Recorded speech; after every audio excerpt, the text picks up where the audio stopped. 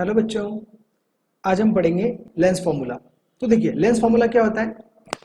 Lens formula जो image का distance होता है, ऑब्जेक्ट का डिस्टेंस होता है और फोकल लेंथ, इन तीनों के बीच में एक रिलेशनशिप शो करता है। जैसे कि मिरर फॉर्मूला होता था, मिरर फॉर्मूले में अपन ने क्या पढ़ा था, 1/f is equal to 1/u plus 1/v। इसको हम इधर और इसको हम इधर भी लिख सकते हैं, मतलब इस फॉर्मूले को अपन 1/v प्लस 1/u भी लिख सकते हैं, क्योंकि जब प्लस में होते हैं नंबर्स तो उससे कोई फर्क नहीं पड़ता। यहाँ पे लेकिन प्लस नहीं है अपने पास में, फॉर्मूला वही है बट यहाँ पे बीच में अपने पास में माइनस है, तो ये रिलेशनशिप शो करता है लेंस फॉर्मूला। करेक्ट। तो यहाँ पे हो जाएगा आपका 1/f इज इक्वल टू, आप इसको ये भी लिख सकते हो 1/v माइनस 1/u।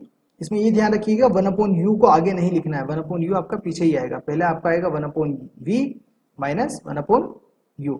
अगर आप उसको उल्टा लिख देंगे तो फिर साइन उसका चेंज हो जाएगा, आपको एक माइनस बाहर कॉमन लेना पड़ेगा। को ये इसी फॉर्मेट में याद रखें, ज्यादा बेटर होगा।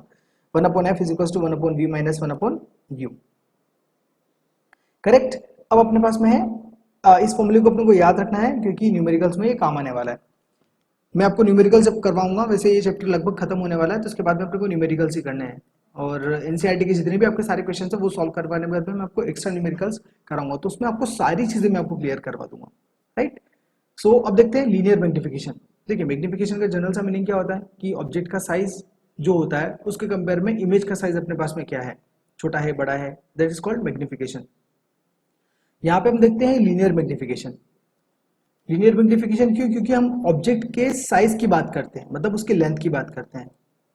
आपको लीनियर मैग्निफिकेशन ही पढ़ना है। वैसे मैग्निफिकेशन दो टाइप के रहते हैं, एक तो अगर ऑब्जेक्ट जैसे रेक्टेंगुलर है तो उसका साइज क्या आएगा उस फॉर्मेट में, लेकिन हमको यहाँ पे सिर्फ क्या देखना है, लीनियर, मतलब जब ऑब्जेक्ट सीधा खड़ा रहता है तब उसका साइज इमेज के कंपैरिजन में इमेज छोटा बनता है या बड़ा बनता है। जैसे मान के चलिए कि ये इतना बड़ा एक ऑब्जेक्ट है, अब इसका जो इमेज बना अपने पास में मान लीजिए बड़ा बना, ये इस साइज में, ये था आपका 2 सेंटीमीटर का, ये आपका बन गया 4 सेंटीमीटर का। तो यहाँ पे क्या हो गया, 2 सेंटीमीटर से मैग्निफाइड हो गया इमेज।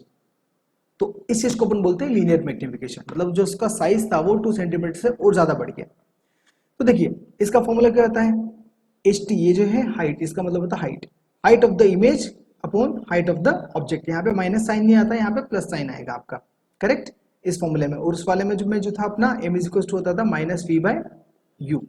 मिरर का, मिरर के लिए जो मैग्निफिकेशन का फॉर्मूला होता है वो होता है m is equal to minus v by u, और लेंस के लिए जो फॉर्मूला होता है वो होता है m is equal to v by u, इसमें पॉजिटिव रहता है।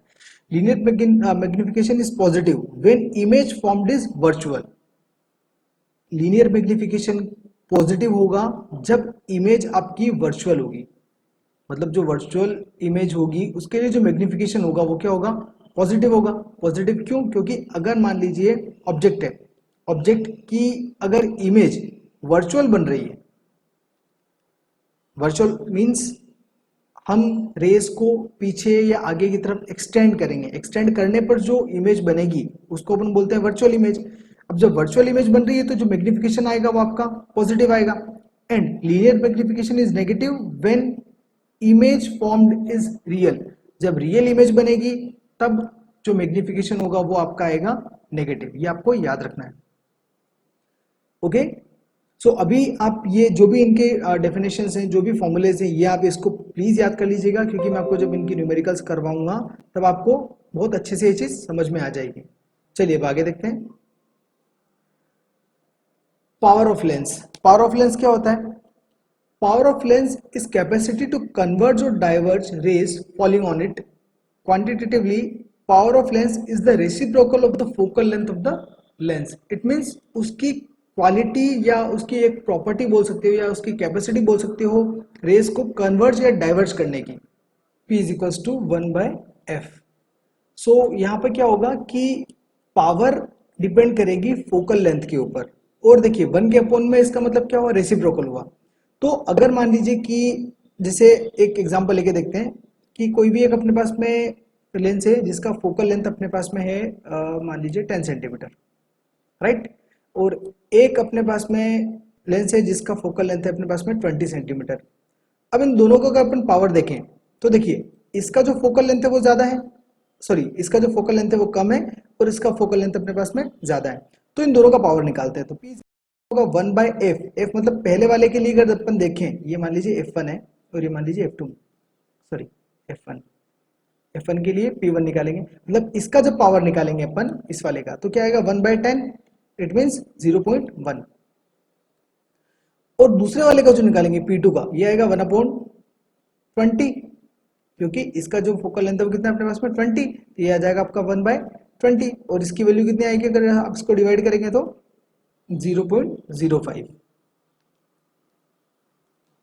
सो देखिए ये वैल्यू क्या है और ये वैल्यू क्या है, 0.1 इसको अगर आप समझें तो ये हो गया 0.10, और ये हुआ 0.05। बड़ा कौन सा है, ये या फिर ये? ऑब्वियसली अपने पास में कौन सा बड़ा आएगा, ये वैल्यू आपके पास में ज्यादा बड़ी है।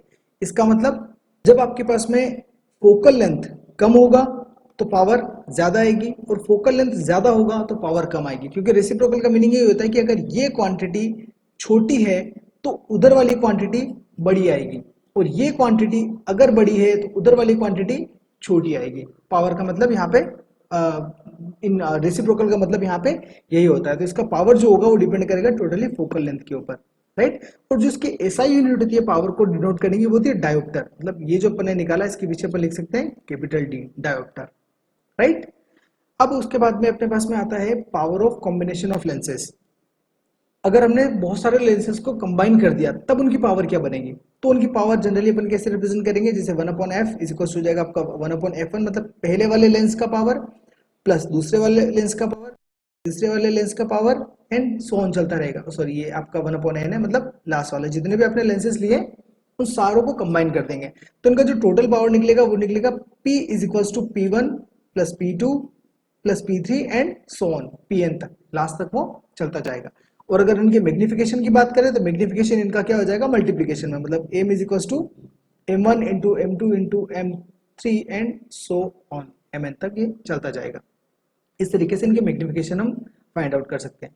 अब इनके अंदर कुछ चीजें मैंने अभी छोड़ी है जो मैं आपको न्यूमेरिकल्स करते टाइम बताऊंगा, क्योंकि अभी बताने का उनको कोई सेंस नहीं निकलेगा। जैसे जैसे मैं आपको न्यूमेरिकल सॉल्व कराते जाऊंगा वैसे वैसे उनमें मैं आपको चीजें बताऊंगा। अब इसके बाद में जो वीडियो बनेगा वो आपके बनेगा एनसीईआरटी के ऊपर। एनसीईआरटी के जितने भी क्वेश्चंस अपने पास में हैं, वो चाहे इंटेक्स के हों, चाहे वो फिर एक्सरसाइज के हों या एग्जाम्पल्स के हों, वो सॉल्व करवाने के बाद में मैं आपको एक्स्ट्रा न्यूमेरिकल्स करवाऊंगा। तो आगे की वीडियोस मिस मत करिएगा, एंड थैंक्स फॉर वॉचिंग।